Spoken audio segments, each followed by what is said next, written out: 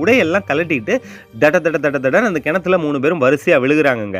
ஓரளவு அவங்களுக்கு தெரிஞ்ச அந்த கடப்பாரை நீச்சல், அந்த ஒட்டு நீச்சல்லாம் வச்சு அவங்களும் சமாளிச்சு பயங்கர ஜாலியா விளையாண்டுக்கிட்டே இருக்காங்க. திடீர்னு வந்து உள்ள போய் பார்ப்போமா, வெளியில வந்து பார்ப்போமான்னு அவங்க 3 பேரும் விளையாண்டுக்கிட்டே இருக்கும் பொழுது, அந்த அவங்களுடைய அந்த பாடியில இருக்கக்கூடிய என்ன சொல்றது, அவங்களுக்கு ஒரு ஸ்ட்ரென்த் இல்லாம கிணத்துலலாம் நீந்தும் பொழுது ஆழம் வந்து ரொம்ப அதிகமா இருக்கிறனால காலை ஊன்றதுக்கு வந்து அங்க நிலப்பரப்பு இல்லாதனால ரொம்பவே தன்னுடைய கால்களுக்கு வந்து வேலை கொடுத்துக்கிட்டே இருக்கிற மாதிரி இருக்கும்.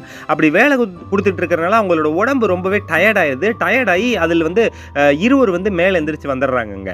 ஹரி மட்டும் அந்த கிணத்துல குளிச்சுக்கிட்டே இருக்கான், மறுபடியும் நீந்திக்கிட்டே இருக்கான்.